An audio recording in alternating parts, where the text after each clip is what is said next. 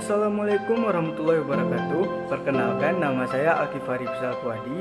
Nomor induk mahasiswa 1908-1073. Saya mahasiswa dari Universitas UIN Araniri Banda Aceh, Prodi Ilmu Politik. Nah, tujuan saya membuat video ini yaitu untuk memenuhi salah satu mata kuliah politik identitas. Di sini saya akan membahas pengertian politik identitas, apa itu politik identitas, pentingkah kita belajar politik identitas, dan definisi-definisi politik identitas menurut para ahli dan lainnya, yaitu contoh dan ciri-ciri khas politik identitas. Nah, mari kita lihat dulu pengertian dari politik identitas. Politik identitas secara sederhana bisa dimaknai sebagai strategi politik yang memfokuskan pada pembedaan dan pemanfaatan ikatan primordial sebagai kategori utamanya. Politik identitas dapat memunculkan toleransi dan kebebasan, namun di lain pihak, politik identitas juga akan memunculkan pola-pola intoleransi, kekerasan verbal fisik, dan juga pertentangan etnik dalam kehidupan. Problematika kebangsaan kembali mengedepan tatkala bangsa ini memasuki era demokratisasi.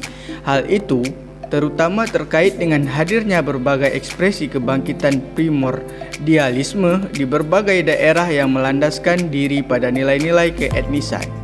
Sebagaimana yang telah disinggung sebelumnya, bahwa hakikat keetnisan itu sendiri pada dasarnya meliputi sebuah kesadaran yang dilandasi oleh pertautan yang tidak sederhana yang kerap melebihi persoalan prinsip. Hal-hal lain seperti kesamaan kepentingan, kesejarahan politik maupun faktor globalisasi maupun dan melonggarnya sistem pemerintahan turut menguatkan kesadaran etnis itu. Nah, selanjutnya kita masuk ke definisi politik identitas menurut para ahli. Definisi politik identitas dalam pandangan para ahli yang pertama ada Abdillah tahun 2002 mengungkapkan, definisi politik identitas adalah politik yang dasar utama kajiannya dilakukan untuk merangkul kesamaan atas dasar persamaan-persamaan tertentu, baik persamaan agama, etnis, dan juga persamaan dalam jenis kelamin. Yang kedua ada Cressida Hayes. Arti politik identitas adalah suatu jenis aktivitas politik yang dikaji secara teoritik berdasarkan pada pengalaman-pengalaman persamaan dan ketidakadilan yang dirasakan oleh golongan-golongan tertentu, sehingga menghimpun kesatuan untuk menaikkan derajat dan martabatnya. Yang ketiga, Stuart Hall mengemukakan politik identitas adalah proses sosial dan interaksi sosial yang dibentuk melalui sistem sosial bawah sadar manusia. Sistem ini terjadi karena adanya ketidakpuasan dalam menghadapi berbagai macam arti masalah sosial yang terjadi. Lalu kita mengenal ciri-ciri politik identitas. Ciri khas politik identitas ada 3. Yang pertama, memiliki kesamaan dan tujuan untuk membentuk kekuatan berdasarkan peta politiknya. Yang kedua, ketidakpuasaan yang muncul dari dalam masyarakat yang merasa terpinggirkan. Yang ketiga, memberikan jalur politik sebagai alternatif untuk menyatukan kekuatan dalam rangkaian agenda demokrasinya. Lanjut, mari kita mengenal contoh-contoh politik identitas. Politik identitas terdiri dari 3 contoh. Yang pertama ada politik identitas etnis, yang kedua ada politik identitas agama, dan yang ketiga ada politik identitas gender. Mari kita mengenal yang pertama, yaitu politik identitas etnis. Contoh pertama adalah politik identitas berdasarkan etnis. Misalnya saja adanya pemilah kepala daerah yang dilakukan di berbagai wilayah di Indonesia, mementingkan kesamaan etnisnya untuk mendulang kemenangan dan kekuasaan. Yang kedua, politik identitas agama.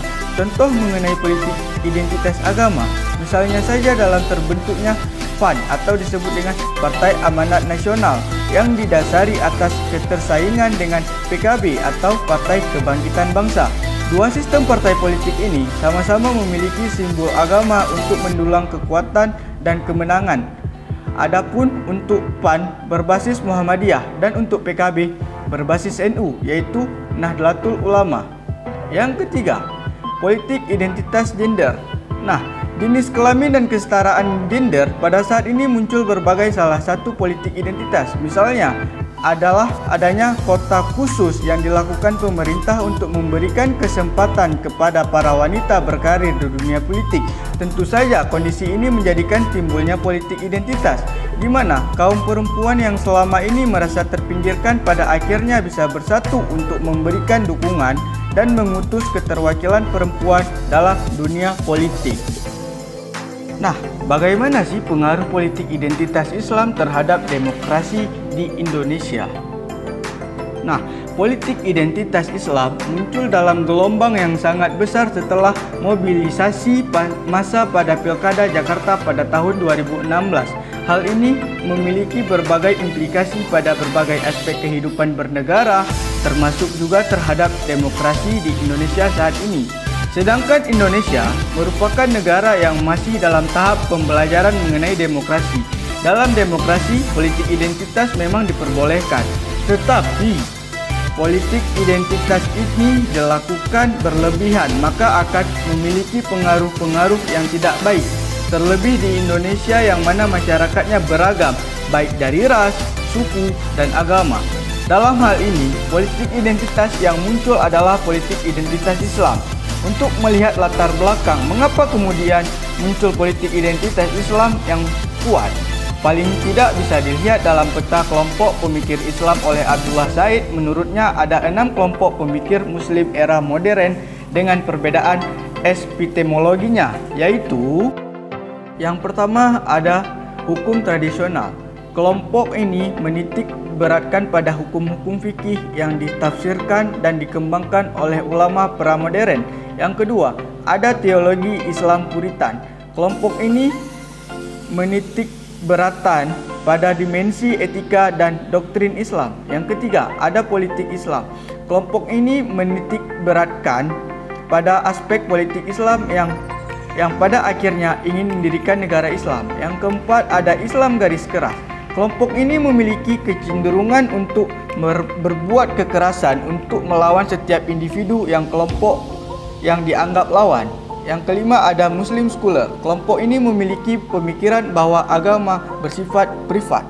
Yang keenam, ada Muslim Progressive Ijtihadi. Kelompok ini adalah pemikiran Islam kontemporer yang memiliki wawasan klasik Islam yang cukup, yang berusaha menafsirkan ulang agama melalui perangkat metodologi ilmu-ilmu modern agar bisa menjawab kebutuhan masyarakat modern. Apakah penting kita memahami politik identitas? Nah, politik identitas diyakini sebagai politik paling mendalam dan berpotensi paling radikal karena datang langsung dari identitas diri sendiri.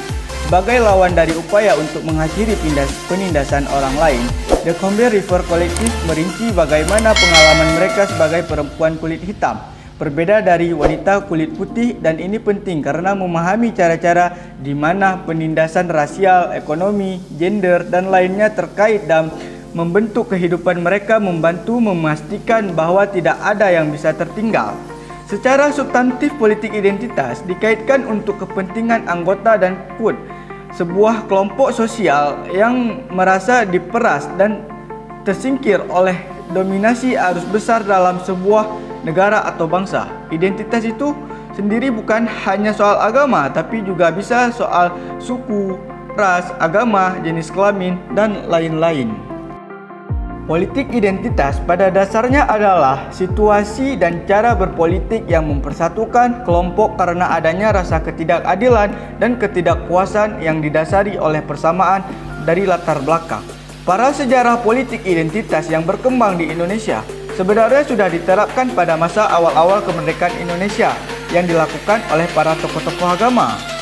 Lalu, bagaimana sih politik identitas yang berlaku pada zaman tersebut? Nah, ayo kita bahas.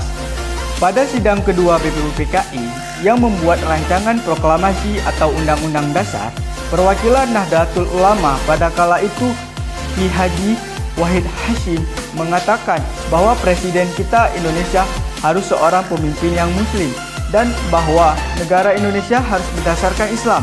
Untuk alasannya, yaitu karena mayoritas penduduk Indonesia adalah rata-rata sebagian Muslim. Pada saat memasuki era Orde Baru, Soekarno melakukan kebijakan yang cukup kuat untuk mengontrol pergerakan politik berbasis identitas, karena Soekarno percaya bahwa politik identitas akan berbahaya bagi keutuhan NKRI. Oleh karena itu, asas tunggal Pancasila dipaksakan sebagai ideologi satu-satunya dalam setiap organisasi kemasyarakatan. Pada saat reformasi, politik identitas memiliki momentum untuk berkembang di era ini yang momentum untuk melahirkan pergerakan Islam konservatif seperti FPI atau disebut dengan Front Pembela Islam, dan HTI disebut Tahrir Indonesia. Kemudian ada MMI yaitu Majelis Mujahidin Indonesia dan lain-lainnya. Nah, gimana? Kalian sudah mengerti belum apa itu politik identitas dan definisi politik identitas, terus ciri-ciri dan contoh-contoh politik identitas. Nah, terima kasih yang sudah menonton. Jika ada pertanyaan, kalian bisa langsung komen di bawah atau kalian bisa langsung ke sosial media saya di Instagram. Sekian dan terima kasih.